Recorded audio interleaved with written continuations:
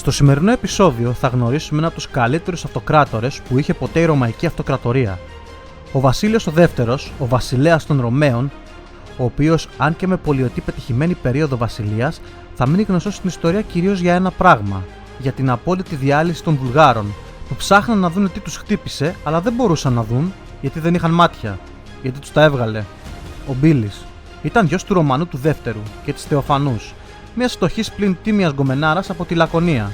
Ο μικρός Βασίλης, στα 2 του, θα στεφθεί συναυτοκράτορας, αλλά στα 5 του χάνει ευνηδίως τον μπαμπά του. Καθώς ο Θεοφανό είναι γκομενάρα, θα παντρευτεί τον μεγαλύτερο στρατηγό της αυτοκρατορίας, Νικηφόρο Φωκά. Έτσι, τα παιδιά της θα ζήσουν στο παλάτι ασφαλή.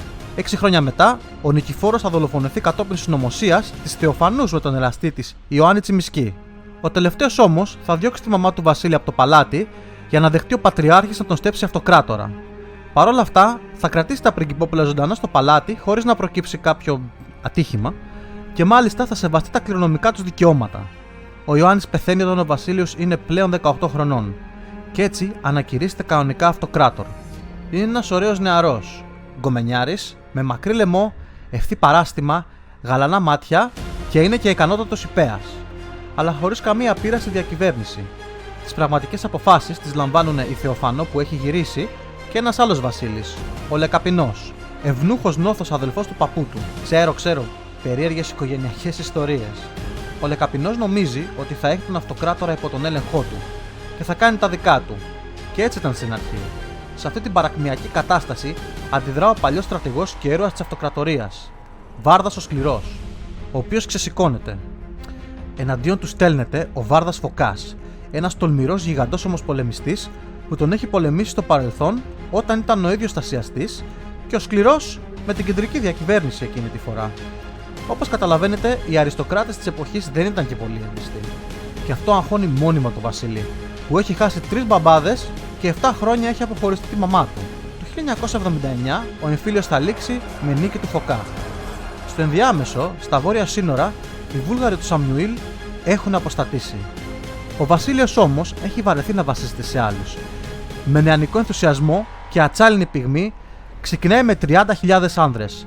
Βγάζει μια πολεμική αρχή σαν κεραυνό και κραδένοντας το αυτοκρατορικό του λάβαρο και το τεράστιο ξύφος του, ξεχύθηκε σαν λέλαπα στους λόφους της Βουλγαρίας.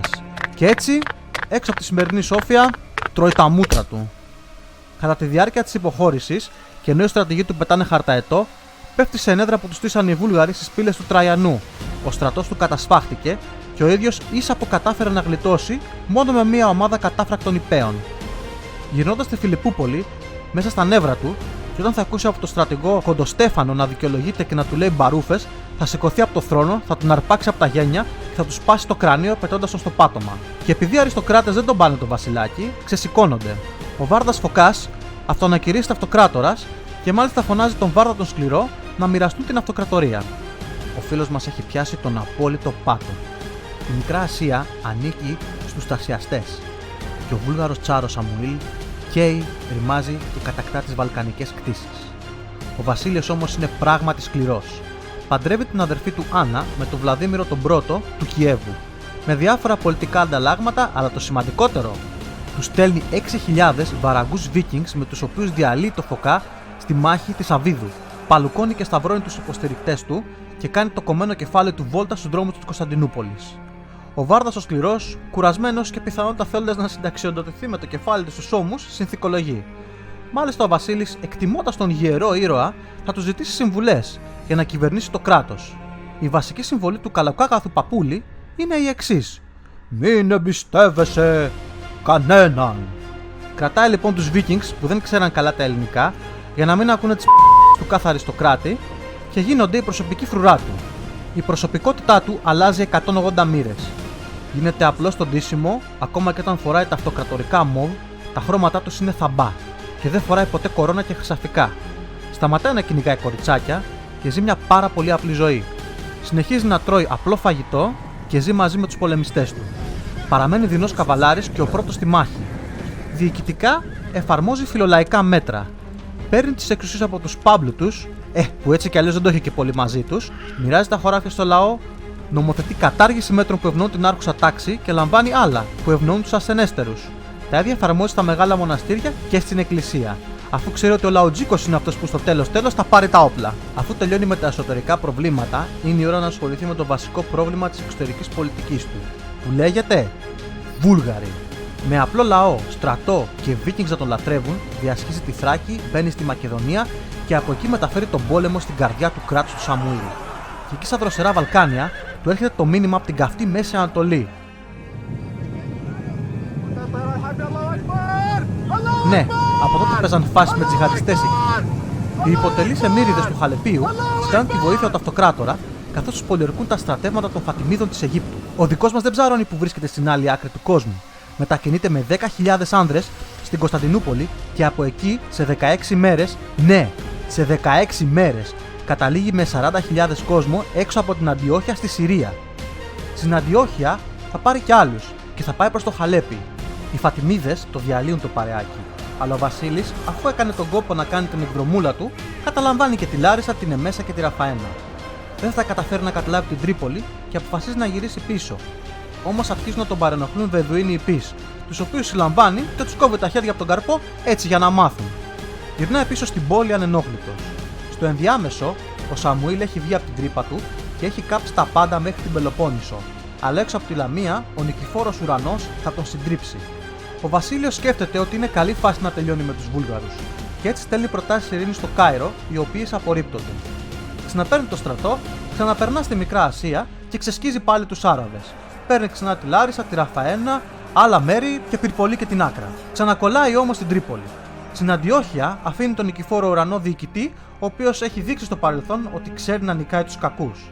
Την επόμενη χρονιά παίρνει το στρατό και περνάει τον Εφράτη. Και στην Όριζα δέχεται την υποτέλεια του Εμμύρη των Κούρδων. Ανηφορίζουν όλοι παρέα προς την Ιβηρία, όπου οι άρχοντες παραδίδονται. Ο Βασίλειος γυρνάει στην Κωνσταντινούπολη και όποιον άρχοντα δεν τον εμπιστεύεται, τον παίρνει μαζί του να τον φιλοξενήσει στο παλάτι. Κάπου εδώ ο Χαλίφης της Βαγδάτης σκέφτεται: ρε, αυτός έκανε το Κωνσταντινούπολη-Τρίπολη ομόνοια σύνταγμα και έτσι δέχεται την πρόταση ειρήνης.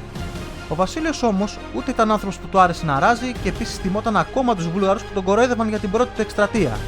Έτσι, αρχίζει ανηλεή σφυροκόπημα των οχυρών και των πόλεων που κατέχουν οι Βούλγαροι στα ανατολικά. Θα συνεχίσει με ένα συνδυασμό ομής στρατιωτικής δύναμης, διπλωματίας και ειδικών επιχειρήσεων. Σκεφτείτε ότι συνέλαβε τον εξωμότη φρούρερχο των Σερβίων ξεβράκωτο όταν έκανε τον μπανάκι του. Κατεβαίνει στη Θεσσαλία, όπου την απελευθερώνει και εγκαθιστά δικές του φρουρές. Όσο πολιορκεί την Έδεσα, ο Σαμιουήλ θα εισβάλλει στη Θράκη, θα λελατήσει την περιοχή της Ανδριανούπολης και θα αποσυρθεί πριν τον τσακώσουν. Ο Βασίλειος δεν ψαρώνει και με τη βοήθεια των Ούγγρων συμμάχων συνεχίζει την πολιορκία και καταλαμβάνει την πόλη. Έπειτα καταλαμβάνει και την Αχρίδα. Σειρά έχει πρωτεύουσα Σκόπια. Ο Σαμουήλ θα προσπαθήσει να σταματήσει τον Βασίλειο στον Αξιό, αλλά ο Ρωμαϊκός στρατός θα εκμεταλλευτεί ένα φούσκωμα του ποταμού και θα τον διαβεί, και εκεί θα τσακίσει τους ανύποπτους Βούλγαρους που δεν τον περίμεναν. Ο Σαμουήλ θα τραπεί σε φυγή. Τα Σκόπια παραδίδονται. Θα ακολουθήσουν άλλες 3 ανοιχτές μάχες που θα έχουν το ίδιο αποτέλεσμα. Ο Μπίλι όμως στέλνει μια ομάδα από βυζαντινοκομάντος από ακόμα πιο όρεινα περάσματα που βγαίνουν στα νότα των Βούλγαρων και τους κατασφάζουν. Το θέμα είναι ότι εκτός από αυτούς που σφαγιάζονται, 15.000 παραδίδονται. Νομίζω ότι όλοι ξέρουμε τι γίνεται. Ο Βασίλειος, πιστός εν Χριστώ βασιλεύς των Ρωμαίων, δεν μπορεί να σφάξει 15.000 ανθρώπους, δεν έχει χώρο στα μπουντρούμια της πόλης, αλλά δεν μπορεί να τους αφήσει και ελεύθερους να τον ξαναπολεμήσουν. Έτσι αποφασίζει να τους τυφλώσει, αφήνοντας μόνο έναν μονόφαλμο ανά 100 άνδρες για να γυρίσουν πίσω. Όταν ο Σαμουήλ δει το τραγικό θέαμα, θα πέσει τάβλα και 2 μέρες μετά πεθαίνει. Και αν νομίζετε ότι τελειώσαμε, γελιέστε. Τα γνωστά για την αδελφοσύνη και συνύπαρξη των λαών Βαλκάνια, μάχες, αποστασίες και προδοσίες θα συνεχιστούν. Στην Έδεσα, οι Βούλγαροι κάτοικοι θα αποσταθήσουν και αφού την ξανακαταλάβει ο Βασίλειος, θα φέρει για να την κατοικήσουν κάποιοι νέοι κάτοικοι, οι οποίοι αναφέρονται ως κονταράτοι και είναι πολύ καλά παιδιά. Θηριώδες, φωνικοί, ανηλεείς και βέβαια πιστοί μόνο στον ίδιο. Οι Βούλγαροι στρατιώτες, όπου παραδίδονται, φεύγουν για να κάνουν το υπόλοιπο φανταρελίκι τους στα ανατολικά σύνορα. Όποιος δεν παραδίδεται, χάνει τα ματάκια του. Ο Βασίλειος κάνει στρατιωτικό περίπατο και ανασκολπίζει προδότες ή δίνει αξιώματα σε όσους αποφασίζουν να υπαχθούν στην αυτοκρατορία. Όπως μας μαρτυρά ο Ψελός, ο Βασίλειος είναι πλέον ένας 60χρονος με γκρίζα γένια, τα οποία στριφογυρίζει και τα μαδάει κάθε φορά που είναι σκεπτικός ή εκνευρισμένος. Οι φλόροι λόγοι της εποχής σταματάνε να συχνάνε στο παλάτι και μάλλον χάνουν και φράγκα, με αποτέλεσμα να μην μας λένε πολλά για αυτόν, εκτός από το πόσο βλοσιρός, άγαρμπος και στο λόγο σαν χωριάτης που ήταν. Αλλά στα παυτά του Βασίλη, γιατί ο λαός και κυρίως οι στρατιώτες του τον αγαπάνε. Εκείνος τους ενθαρρύνει με ένα γέλιο που τραντάζει το κορμί του. Η καλύτερη παρέα για να σφάζεται κόσμο μαζί. Παππούς ο Βασίλης αναμένει αυτοκρατορικό στρατό, να! Θα καταλάβει όσο πολεμάει τους Βούλγαρους με ένα στρατό τη Χαζαρία και συλλαμβάνει το βασιλιά της.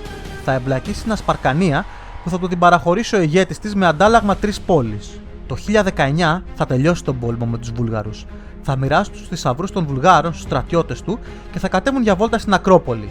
Πλέον ελέγχει όλη την περιοχή από την Αδριατική ως τη Μαύρη Θάλασσα. Το κράτος είναι πλούσιο και τα σύνορα ασφαλή.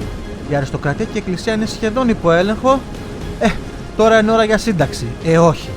Το 1021, μαζί με τους Βαραγκούς και τα στρατεύματα της Δύσης, που μάλλον σε 3 χρόνια είχαν φάει όλα τα φράγκα τους στο ποτό και στις γυναίκες, και ενώ αφήνει να διαδοθεί ότι θα την πέσει στους Άραβες, εκστρατεύει κατά του άρχοντα της Αυχαζίας, Γεώργιο, που διεκδικεί τις κτήσεις της Σιβηρίας.